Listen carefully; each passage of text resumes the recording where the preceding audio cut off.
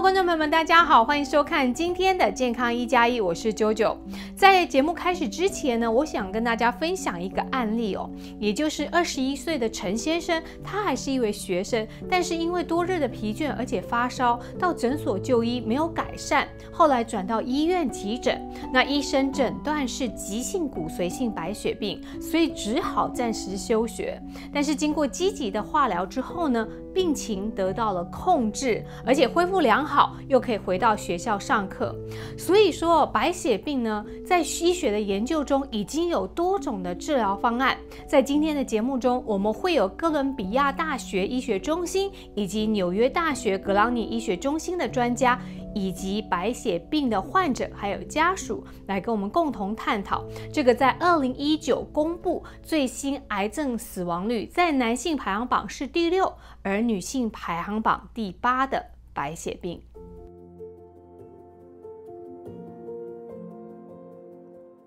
急性粒细胞性白血病的话，通常有个就是说，第一步要考虑的就是说，有没有其中一个特别的，以前叫 M3， 现在叫 APL， 就是说那种病的话呢，叫急性早幼粒白血病，对，就这种病的话，因为它就是说它全年在美国的话也就1000个左右，然后治疗效果，如果你发现的早，然后治疗的早，那么治疗效果就治愈的成功率能达到90%以上。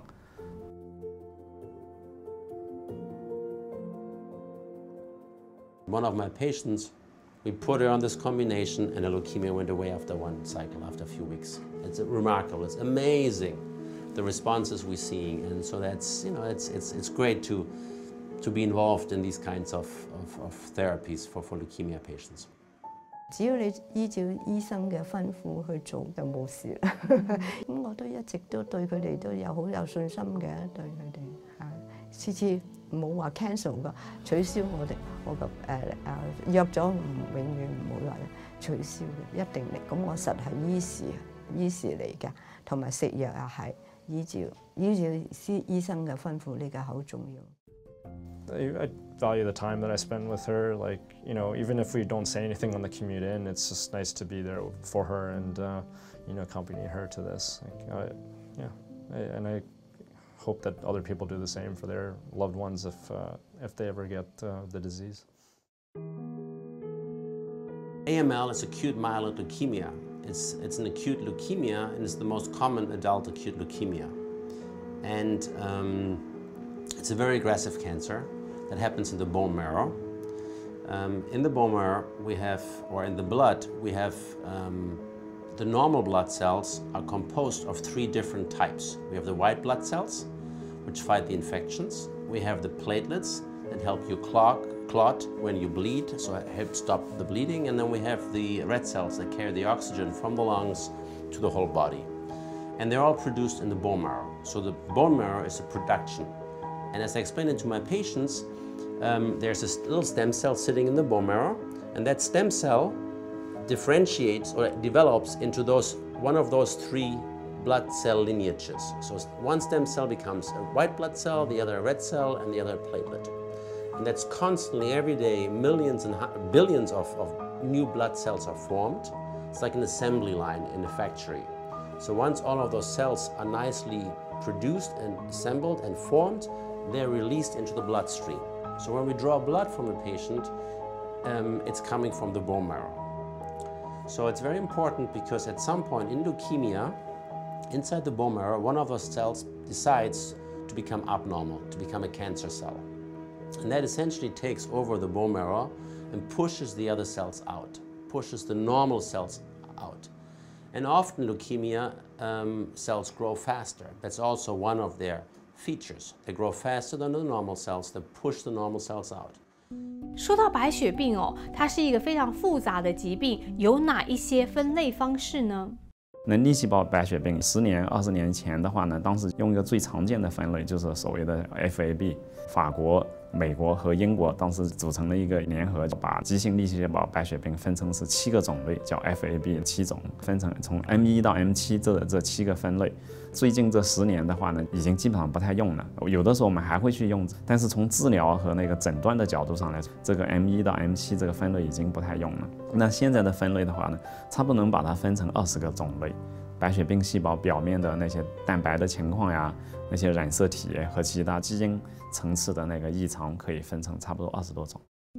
在一般的民众中心里对白血病会有一种恐惧的心态，观念上会觉得白血病发病来势汹汹，而且不容易治疗。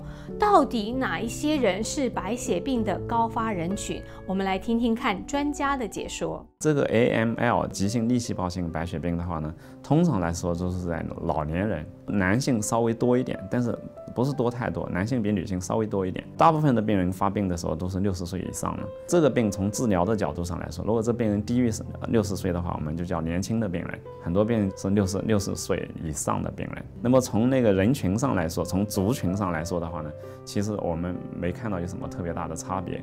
不管你是在美国呀，或美国的各种族裔之间呀，或者说在中国，或者说其他亚洲国家，差别不是特别多。在美国的话呢，一年差不多就急性粒细胞性白血病有2万左右。The other important thing to consider when you see a patient with a newly diagnosed leukemia, particular AML, is if they had any previous chemotherapy or radiation therapy for another cancer. So we see patients with colon cancer, breast cancer, and even lymphoma, which is a cancer of the lymph nodes, that receive chemotherapy or radiation therapy. And then over time, that therapy can set a damage to the white cells in the bone marrow. So we call this a secondary AML after previous treatment for another cancer or prostate cancer. And it's not that common, but common enough that we see it. And that's important because we treat those patients sometimes differently. 那如果说呢，病人罹患了 AML， 也就是急性骨髓性白血病之后，会有哪些症状？那在日常生活中又要注意哪些事项呢？ So the patients actually are open to infection like a baby. They don't have an immune system anymore to fight bacteria, viruses, anything that's coming towards us. And if you don't have enough oxygen, meaning if you don't have enough red cells, you don't have enough oxygen, and patients become tired, fatigued, tired. And if you don't have enough platelets and you cut yourself, or if we bleed, you don't clot, you don't form a blood clot, and the bleeding stops. So leukemia, very often AML or acute myeloid leukemia patients often are diagnosed by routine blood tests, or they feel tired or don't feel so well for a couple of weeks, and then they come to their doctor's office or to the emergency room. So they don't have that many specific symptoms. Sometimes they can have an infection or recurrent infections that don't go away, but often they just feel tired and don't feel so well. That's one way we can diagnose AML. 有時好暈㗎，我好似唔係成日都咁好㗎，有時好暈，同埋咧腳軟，腳好多時都軟嘅。如果佢忽醒咧，上啲樓梯咧，好辛苦嘅，因為呢個係骨髓啊嘛。都因為初嗰幾個月，醫生話出邊嘅嘢唔好食，因為你呢個 immune system 你感染力係好低，即係怕有毛病，有咩感染到，所以我咧就一直依照佢吩咐咁樣。冇出去食，佢話食嘅嘢買翻嚟都要再煮過，我不如索性喺屋企煮。那萬一不幸罹患急性骨髓性白血病的病人，如果突然發生發燒或者是感染現象，要怎麼樣來緊急處理呢？ So obviously, AML patients are unfortunately very sick because it affects the immune system, the bone marrow and the immune system. So those patients are at higher risk of infection. It's like almost like a baby that don't have a good immune system. And the immune system is because it's shut down because of the leukemia cells. So those patients can develop a fever and an infection that can be overwhelming very quickly for the body, particularly if they have very low blood counts because of the leukemia or because of the treatment we are giving them. So I tell my patients, I don't mind them calling me day and night, because if they have a fever, if they don't feel well, they need to call us immediately. Because then we have to bring them to the hospital, give them antibiotics, and if the patient comes in early and we can treat him early, most of the time we don't see any bad outcomes. Okay, so it's really time is of the essence. 好攰㗎，係有一種病，但係嗰陣時唔知，同埋呢個家庭醫生係唔係睇呢一科㗎嘛，淨係檢查你血，就覺得我啲血係有啲問題，成日打補血針，打咗好多個月，有時2個禮拜打一次，有時即係佢覺得即係打咗好多，有時1個月唔係1個禮拜1次，後來佢覺得即係可能唔係冇乜改進。咁就叫我睇血液科，睇忽省一個醫生。咁醫生呢個一抽咗血即刻就叫我去呢個 NYU 急症室，就咁樣就發現咗呢個毛病啊。咁即係慶幸啦，慶幸即係有救。白血病在醫學研究中算是一種比較複雜的血液疾病，但是每一年對於白血病的研究都是投入大量的資源。在當今有哪一些最前沿的白血病治療方法呢？我們來聽聽看。治療方案的話其實很多。那麼如果有一個病人，舉個例，一群症狀下來了，到了急診室一看，血紅蛋白正常的話應該是13左右嘛，一看可能只有6或者5，然後其他所有細胞都低，然後症狀也很多。通常來說，你一去化驗的話，你馬上就會看到，它會提示你可能會有白血病的可能性。所以說，一旦懷疑某一個病人可能是有急性粒細胞性白血病，第一個要考慮的就是說，他到底有沒有 APL。如果沒有 APL，舉個例子，我們說一年是2萬個病人嘛，對吧？另外呢，19000個病人，早期的治療方案都差不多，沒問題，你錯不到哪去。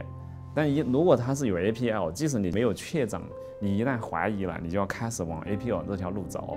因為它的治療的藥物是完全不一樣的，然後那個藥物走了之後，如果你中間回來結果了說，哎，其實不是 APL，那沒關係，你再回去按照那19000個病人那種方法治。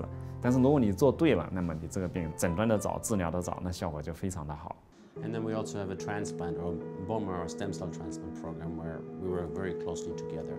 So they're sending me patients if they don't know if the transplant didn't work or before transplant, because in order to go and make it to a transplant, not every patient is a candidate for a transplant. So many patients are actually not. They're too old, they're not fit enough, or their leukemia doesn't qualify for a transplant.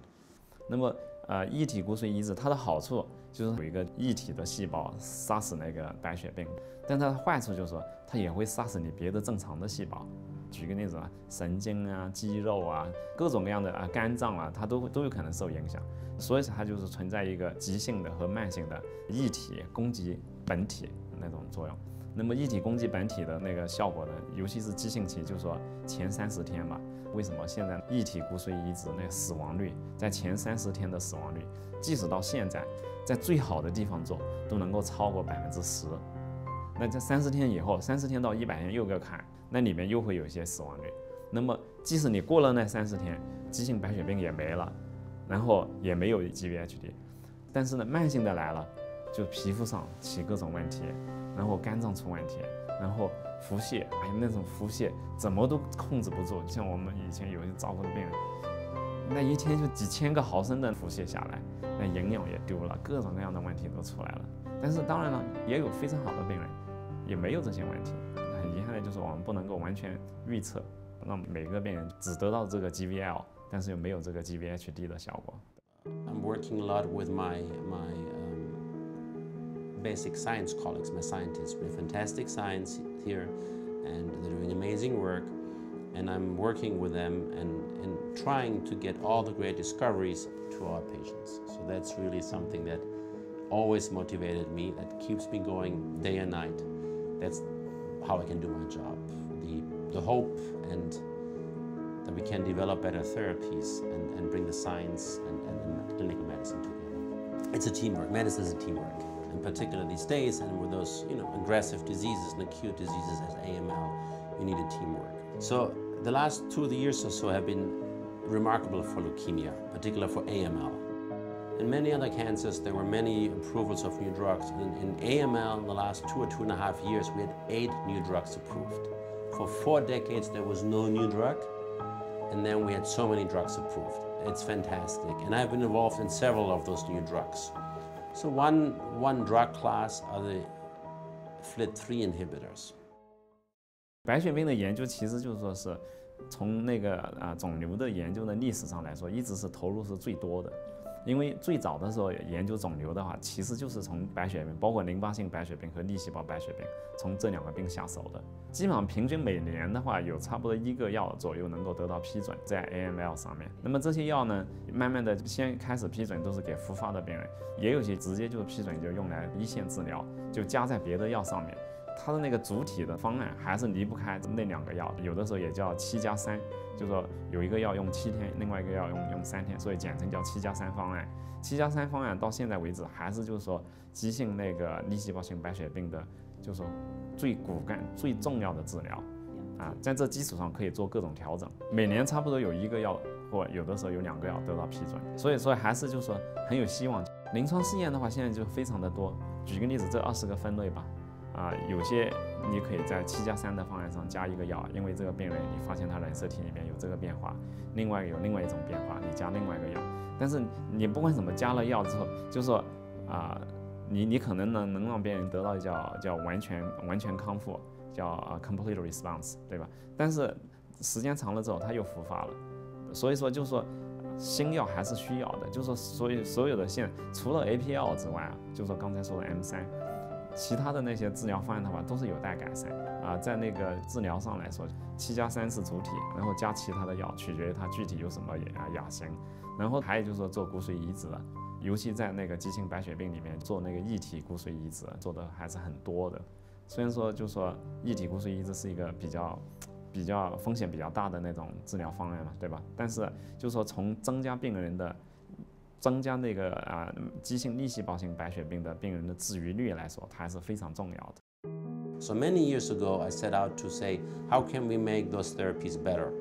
And that's when I did this RNAi screens. And I found a couple of genes, particular BCL2 anti-apoptotic proteins, BCL2 family member, that if you take out their activity, they enhance the anti-leukemic potential of azacitidine. And based on that, we validated this, and there were eventually some drugs are developed. When we first had the results, there weren't even any drugs against this BCL2 proteins. And then they made some drugs over the next years, so we put them together in the lab, in the test tube, and it worked. And then eventually, there was a trial that was done by the company who owns those medications. And last year, November, the FDA approved this combination. One question is, can you prevent AML? Probably not, because we don't really know what causes AML yet. So most of the AMLs, we don't know what are the cause of the AML. 刚刚听完医生的解说之后呢，其实除了医生完善的治疗方案，再搭配上家人细心的照顾以及精神上的支持，我想永远都是病人对抗疾病的最大动力。我们接下来听听看陈女士以及她儿子的分享。老實講，人生根本就係有苦處。我細個嗰陣時已經捱好多苦啦，同埋一直都係自己照顧自己又照顧仔啦，係咪？先生死咗之後又係咁，最緊要你自己又要睇開啦，係咪？咁老實講，我仔自從喺醫院又係出嚟之後，次次都同我嚟一齊嚟睇呢個醫生嘅，一定嘅打呢個針。For me, sometimes it's been a little scary because there's some times that she's at home and really, the side effects from the medication definitely affects her, and it's a little scary to see sometimes. For example, she has heart palpitations, and it gets really bad in the middle of the infusion cycle. So there have been times, like, despite all the doctors have been saying, hey, it's okay, like, there's nothing wrong technically, but it's just your heart racing. I have to remind her that it's okay, like, even though it's scary for her, like, that it's okay, that, all the doctors, you have to trust them that they know what they're doing, hopefully, like, and just be comforting to her at that moment. So, like, she feels a little helpless almost, like, in that situation. So, yeah, I have to be strong for her there. I hope it provides comfort to my mom. Like, you know, it's only a couple of hours out of the day for her to come to Manhattan for treatment and follow-ups. But, you know, I want her to know that she has a support. 家人的支持的话，其实是就说非常的重要。对，一旦家里人如果生了，都不能说光是就是说急性白血病嘛，即使是别的病的话，就是说中国人有一句老话，就是久病无孝子啊，确实是不容易。那么得了这种急性白血病呢，他看医生看的又非常多，治疗又非常多，然后一旦有什么风吹草动，得马上送急诊室啊。而且送急诊室最好还不能就送家里附近的，还要送。举个例子，像我是在哥伦比亚大学，一般我们都鼓励病人尽可能把病人带到我们医院的急诊室来，效果最好。然后你可能病人可能在 Queens， 甚至长岛或者是 New Jersey， 就这些，就是说对家里的要求其实是非常高的。那么家人如果能够付出越多，不管是这种后勤上的支持啊，还是就是说精神上的支持，那都是很重要。对。就是说能做到这2点，我觉得就非常不容易了。那么如果还能就是说煮点好吃的呀，对吧？就是说照顾病人的胃口啊，那就当然就非常的好了。It's important. The family support is very important because those patients may be tired, they may be weak. So it's amazing the family members you see coming in and caring for the loved ones. They're so dedicated. They bring them in day and night. They call, they support them. It's almost impossible to go through that without some support. I have patients without support, but then they bring some friends, so it's very important to have good support. And you know, we talk to the whole family, we talk to the whole patient and their support system. We educate everybody about what to expect, what's next, when to call us, and then having a full support system. We have social workers, we have pharmacists, and we have insurance and medication authorization specialists who help us talk to the insurance first, because the medications can be very expensive. So we ask for permission or for authorization from the insurance first. We connect them to some of the societies, between lymphoma societies, other societies, cancer care, and help them with some money, some grants, help them with travel and things like that. So that's all part of the disease. 真係問你有冇去跳舞啊？冇啦，你去跳。難忘就係佢救翻我條命啦，係咪啊？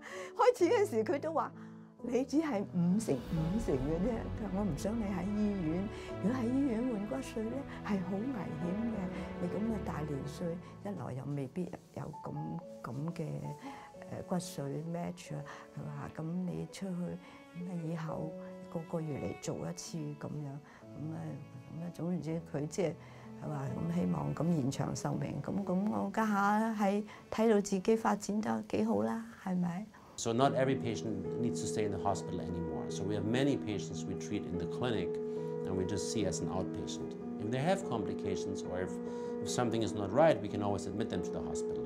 But most of them we can treat now in the clinic as an outpatient, and that's better for the patient. They can live their life, they can be at home, and they see me, I'm happy to see them. They're happy to see when they leave. So it's really, you know, medicine has changed, and with the new medications in AML, a lot of advances. We're not done, and we will continue to do our research and develop new therapies for AML. 非常感谢今天专家的解说，以及我们白血病病人还有家属的分享。我想，不论生命在过程中得到哪样的疾病，只要用积极开放的心态来面对治疗，以及家人的鼓励，我们相信一定能在抗癌的路上更加勇敢。让健康1+1跟您一起为您的健康加油。感谢您的收看，我们下期节目再见。